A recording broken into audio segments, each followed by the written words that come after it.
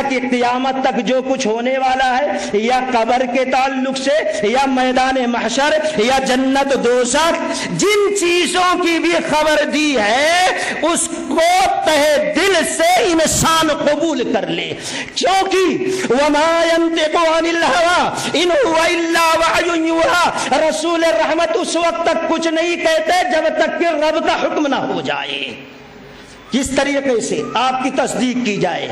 حذیفہ ابن یمان رضی اللہ تعالیٰ عنہ کیسی تائید کرتے ہیں، کس طریقے سے یقین کرتے ہیں نبی رحمت صلی اللہ علیہ وسلم کی قبر پر۔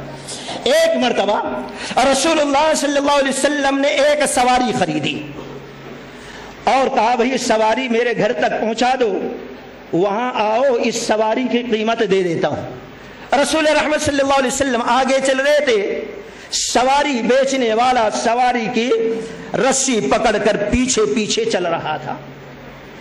اتفاق سے رسول اللہ صلی اللہ علیہ وسلم آگے پہنچے اور یہ شخص سواری لے کر آ رہا، راستے میں ایک شخص ملا اور کہا کیا ہے بھائی بیچنا ہے؟ کہا ہاں بیچنا ہے۔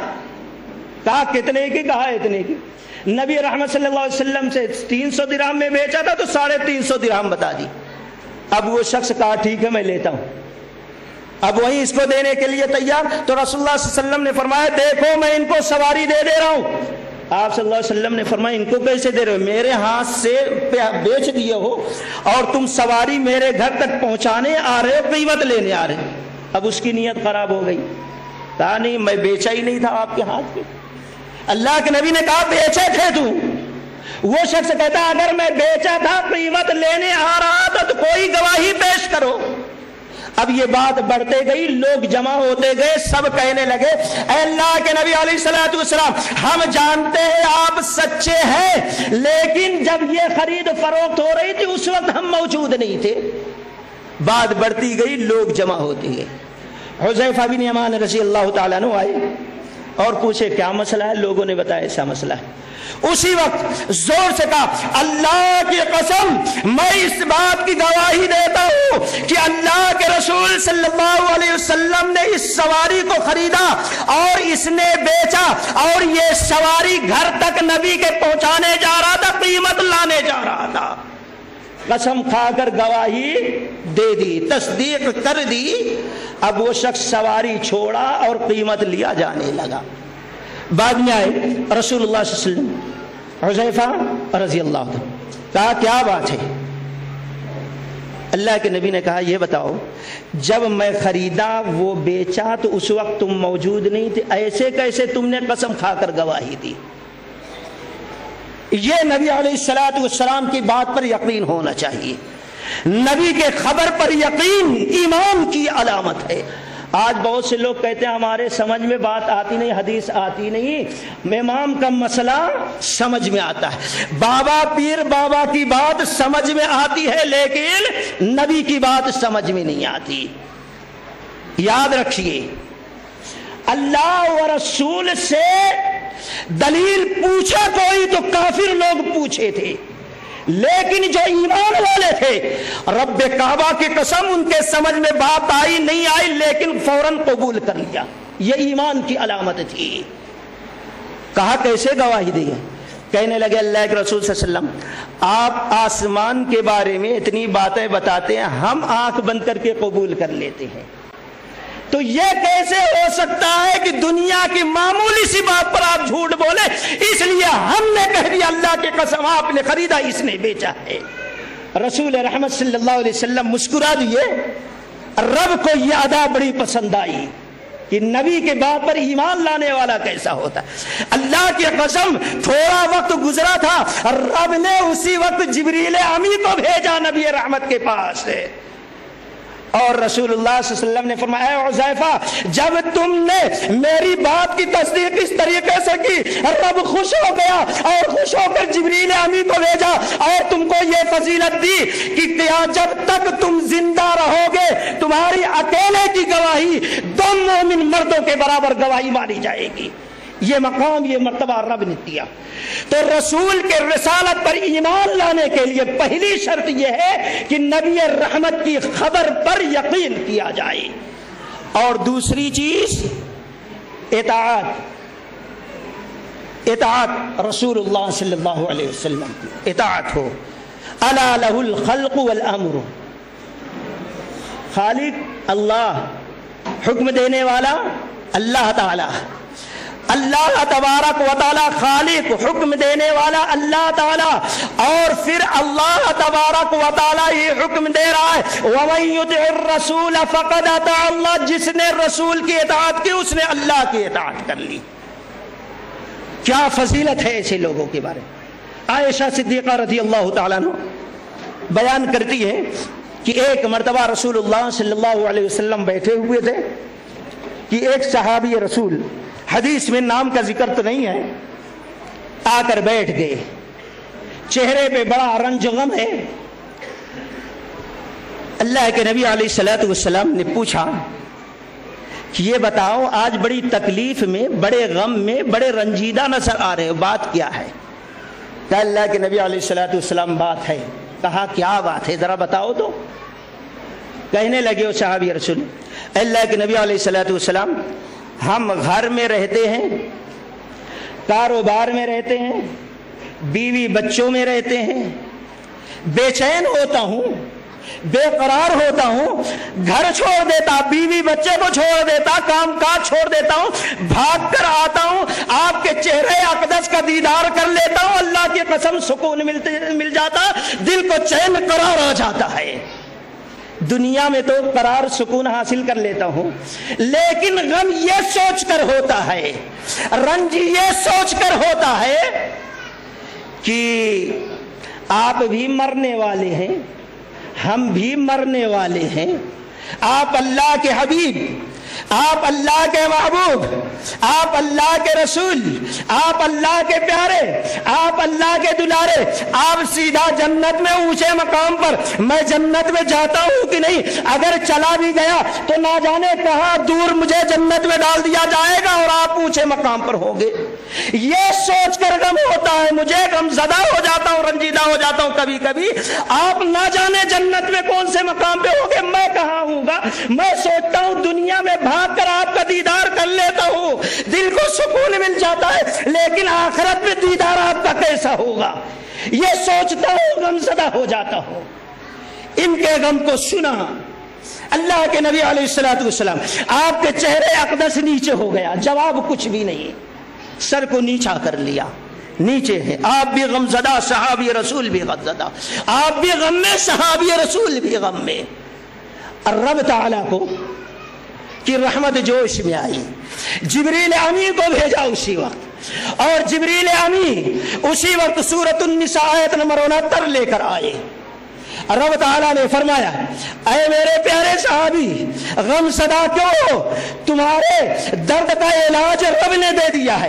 خوش ہو کر چہرے اقدس کو اٹھایا، کہا اللہ کے رسول صلی اللہ علیہ وسلم میرے غم کا علاج رب نے دیا، کیا ہے علاج، ذرا دوا تو بتا دیجئے.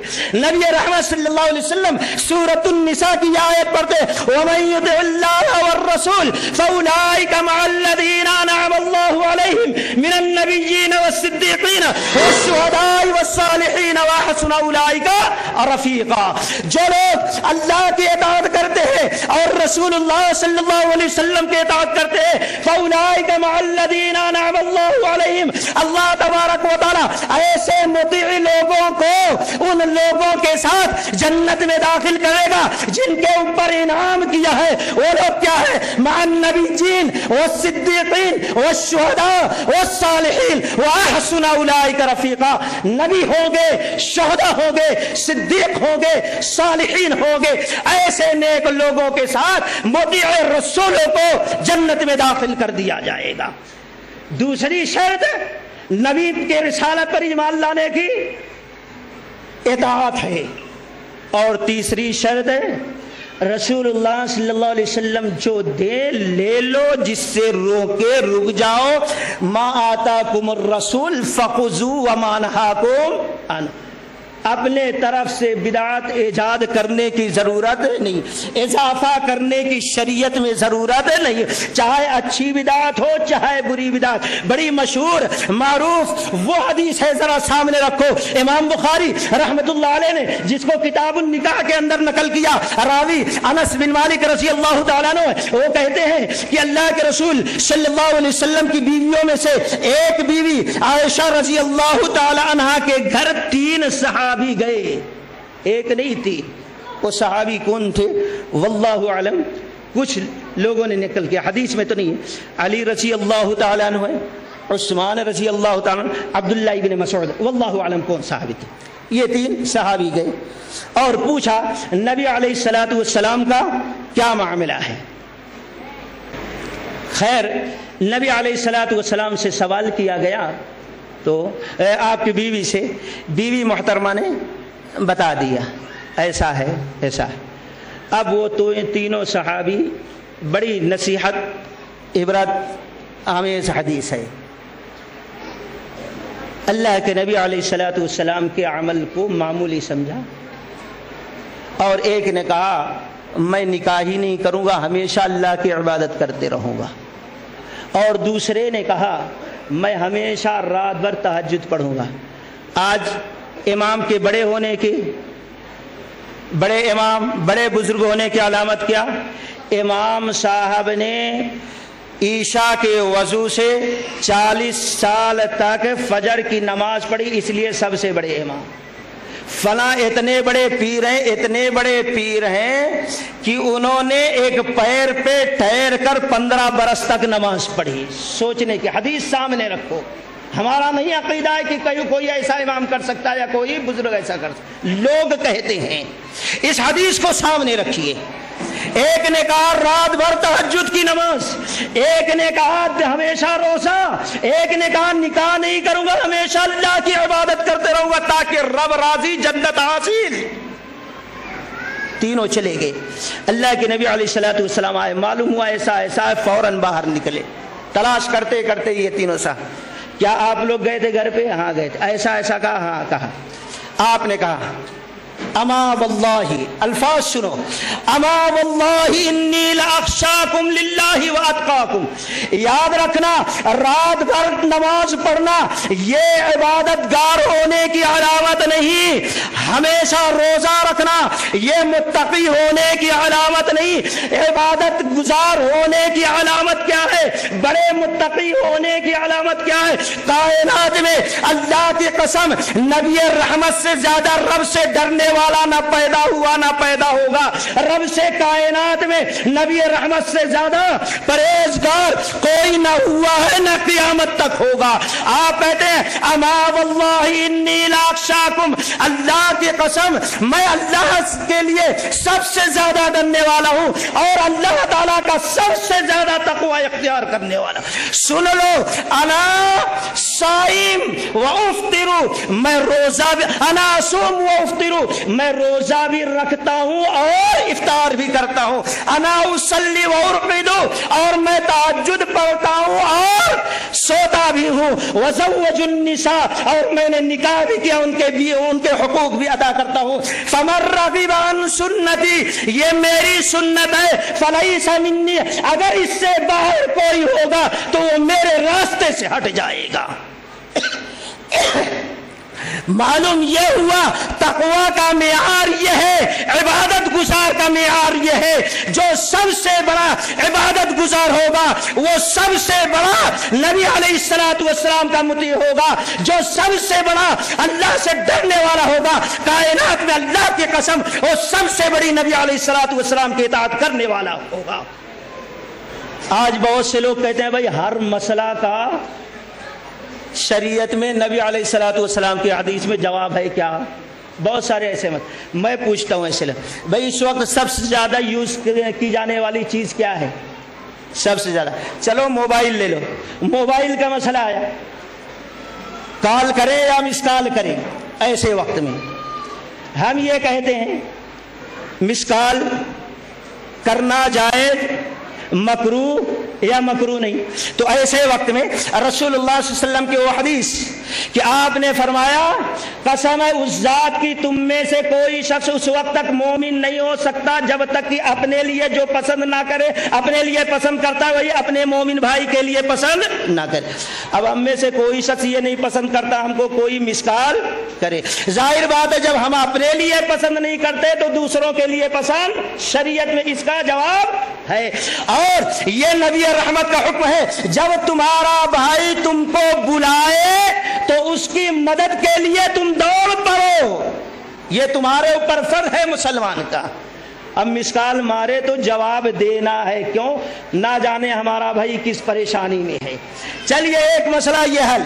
और दूसरा, नमाज पढ़ रहे हैं फोन बज रहा है, अब कोई पूछता है हदीस में कहा है बजने दे या कि कट कर दे, ऐसे वक्त है जवाब। वो हदीस जरा उठा कर देख लीजिए अबू दाऊद शरीफ वगैरह की कि अल्लाह के रसूल सल्लल्लाहु अलैहि वसल्लम जूता चप्पल पहनकर नमाज पढ़ रहे, नमाज की हालत में आपने अपने जूतों को उतारा और बाएं तरफ रख दिया। सहाबा इकराम की नजर पड़ी, नबी रहमत नमाज पढ़ा रहे, अपने जूते को निकाल कर पैर से बाएं तरफ रख दिया। सहाबा इकराम भी अपने चप्पल जूतों को निकाला, बाएं तरफ रख दिया। नमाज मुकम्मल हुई। आप सल्लल्लाहु अलैहि वसल्लम ने सवाल किया तुम लोगों ने जूता चप्पल क्यों निकाला? नबी सहाबा कराम ने कहा अल्लाह के नबी आपको उतारते हुए हमने देखा इसलिए हमने भी उतार दिया। हम क्यों क्या नहीं देखते, आपको जैसा करते हुए देखते वैसा करते। आपने फरमाया कि हम जब नमाज पढ़ रहे तो जूता पहनकर जिब्रील अमी आकर बताए कि आपके जूते में तकलीफदा चीजें निकाल दीजिए, इसलिए हमने निकाल दिया। आपने फरमाया इसके बाद अब कोई शख्स मस्जिद में नमाज पढ़ने आए तो कोई चीज अगर लगी है तकलीफदा तो उसको साफ कर ले, जूता निकाल दे, वो तकलीफदा चीज को हटा दे। हम कहते हैं नमाज के लिए कोई आ रहा है तो मोबाइल बंद कर दे, अगर बंद करना भूल गया नमाज में घंटी बजने लगी, जब नबी रहमत सहाबा कराम नमाज की हालत में जूता चप्पल निकाल सकते हैं तो हम अपना मोबाइल भी